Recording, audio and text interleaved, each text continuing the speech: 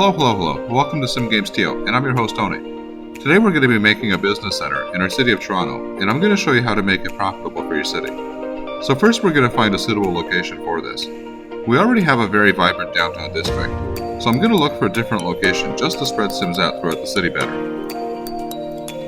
It looks like up in the Don Mills area, located in the northeast part of the city, seems to be a very good area for this.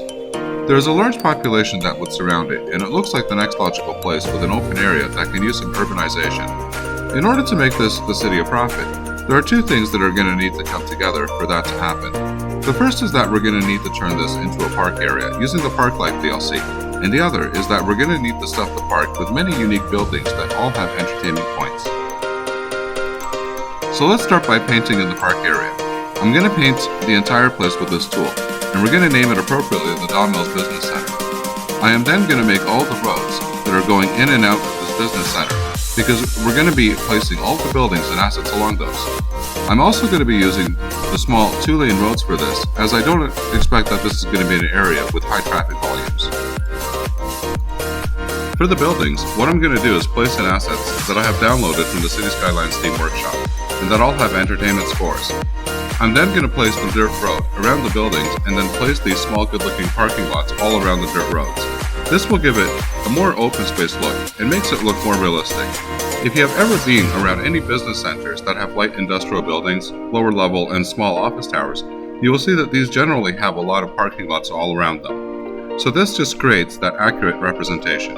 The dirt road going around the building in this case is really just a way for cars to get around the parking lot.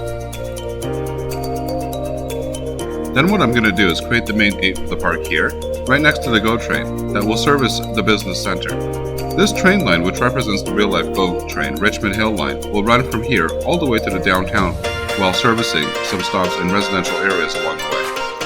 This is a key thing because we will need to connect our mass transit system to this business center.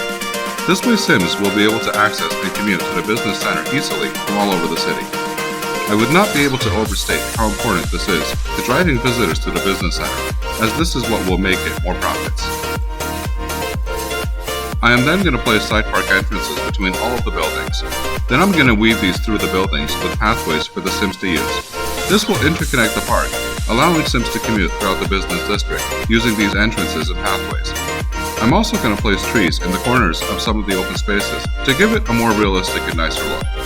It is very likely that Sims that come to this area are going to visit more than one building while they are here. Remember that every single time a Sim goes through one of these entrances, the park will make money from this.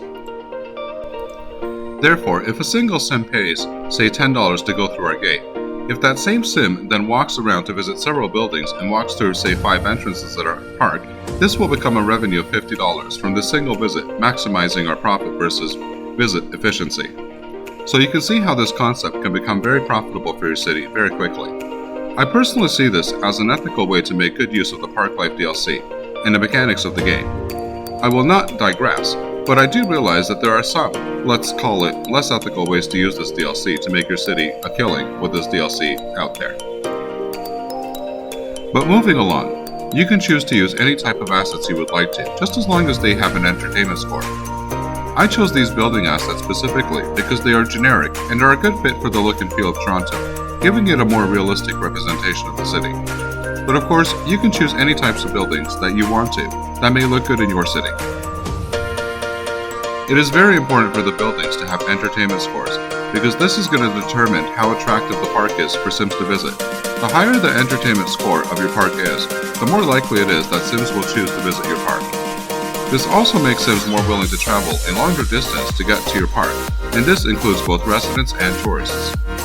Currently, the entertainment score of this park and business center is 1,443. The total cost of running it is $1,338. The amount of current visitors this week is 124 Sims, and the income of the park is $2,420, and we have just opened it. This example can be applied to any variety of different settings and themes, such as an amusement park, exhibition place, shopping plaza, or even a government estate. The possibilities for what type of interesting place you can create and set up using a park is limited to only your creativity and imagination.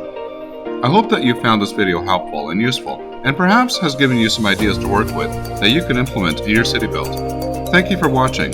Please don't forget to like the video and subscribe to my channel for the latest videos. See you next time, and as always, happy skylining!